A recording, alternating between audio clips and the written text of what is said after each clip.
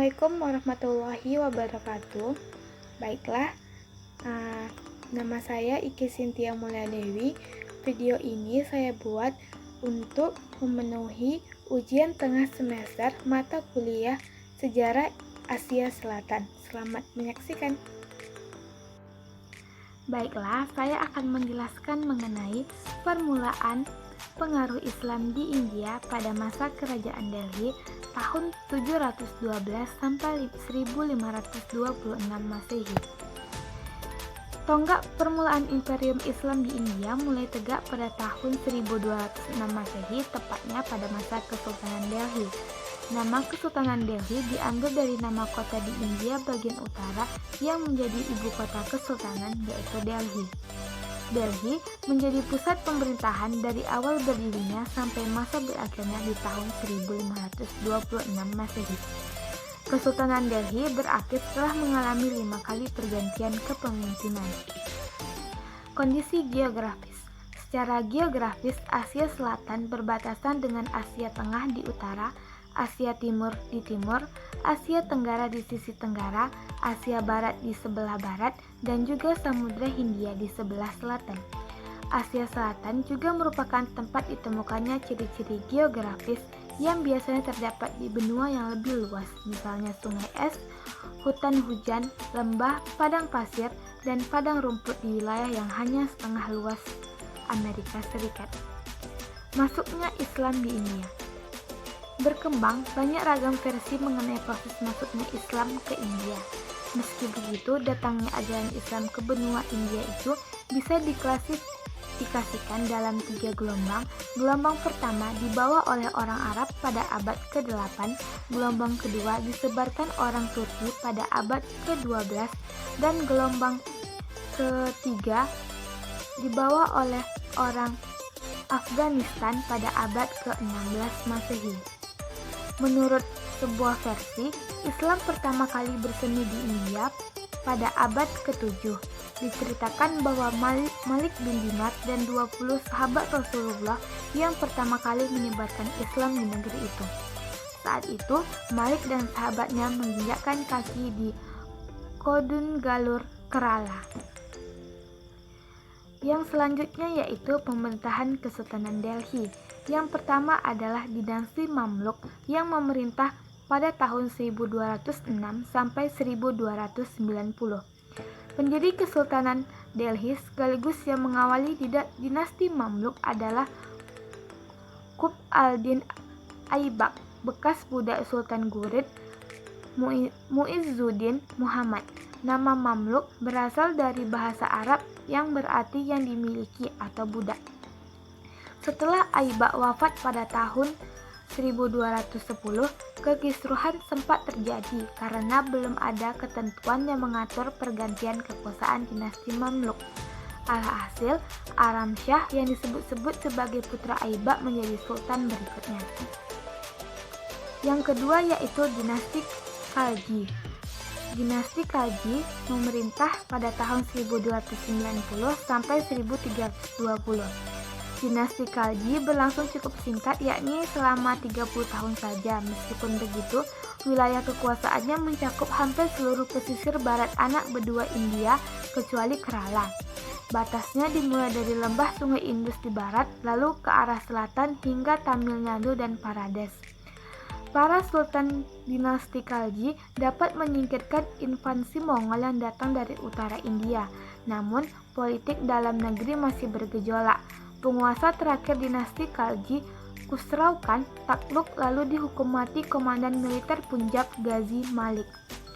Ini terjadi lantaran dukungan para tuan tanah di Delhi. Yang ketiga yaitu ada dinasti Tughlaq, memerintah tahun 1320 sampai 1414. Pada tahun 1325, pendiri dinasti Tughlaq tersebut meninggal dunia akibat dibunuh anaknya yang ambisius, Muhammad Ulugh Khan. Penguasa baru itu berhasil menaklukkan 2 kerajaan Hindu, Arangal dan Tilang, sehingga memutuskan jalan dinasti Tughlaq untuk menguasai mayoritas anak benua India. Ulugh Khan memerintah dengan kejam dan agresif. Pada masa dinasti Tughluk ini terjadi juga perang saudara pada tahun 1338. Yang keempat yaitu dinasti Sayyid memerintah pada tahun 1414 sampai 1415.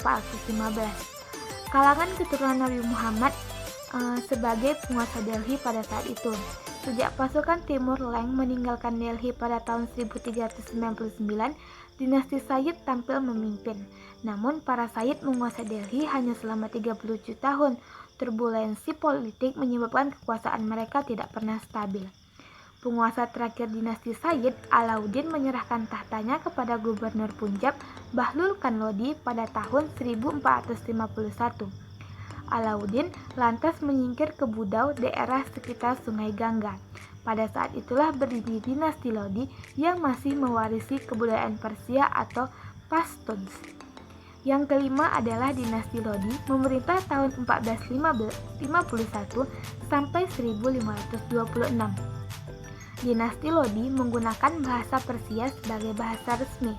Bahlul Khan dapat mengalahkan dinasti Sharki yang menguasai wilayah yang kini Uttar Pradesh pada 1486. Dia lantas menempatkan putra tertuanya sebagai gubernur di sana untuk mengamankan pengaruh Delhi di India Selatan. Setelah kematiannya pada 1489, dinasti Lodi dipimpin putra kedua Bahlul Khan Sikandar. Ia berjasa besar dalam membangun Agra pada tahun 1504. Kota tersebut belakangan menjadi ibu kota Kesultanan Mughal. Salah satu keajaiban dunia, Taj Mahal berlokasi di sana. Pada masa dinasti Kesultanan Delhi runtuh, berdirilah Kesultanan Mughal yang menonjolkan ciri-ciri Indo-Persia. Kelak pada akhir abad ke-7, Kesultanan Mughal menjadi salah satu imperium terbesar dan terkaya yang pernah dikenal sejarah di dunia.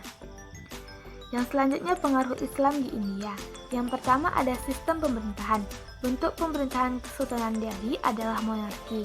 Sultan dibantu oleh badan-badan menteri yang membawahi masing-masing departemen, yaitu ada Departemen Keagamaan, Departemen Hukum, Departemen Ketentaraan, Departemen Intelijen, Departemen Keuangan dan Pendapatan.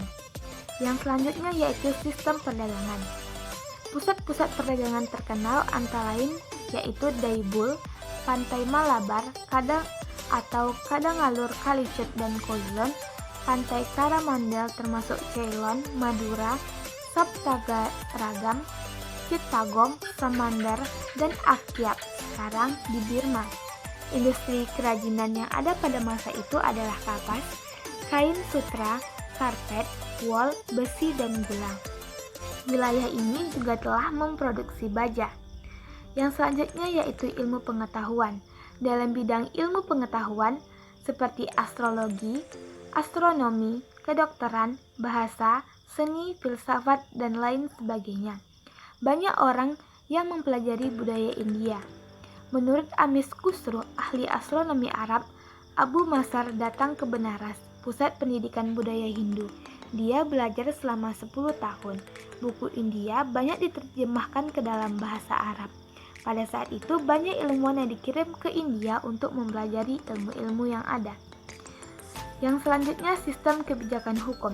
Para penguasa kesultanan ini tidak berpegang pada tuntutan Islam. Sangat jarang ditemukan sultan yang saleh. Dan yang selanjutnya yaitu jejak arkeologis kebudayaan Kesultanan Delhi. Ada banyak bangunan-bangunan yang didirikan oleh para sultan Delhi, antara lain istana kerajaan, benteng, masjid, dan tugu, namun hancur akibat penyerangan Timur Leng. Peninggalan kebudayaan non-fisik yang paling terasa sampai saat ini adalah bahasa Urdu. Sekian video dari saya, apabila ada kesalahan saya mohon maaf.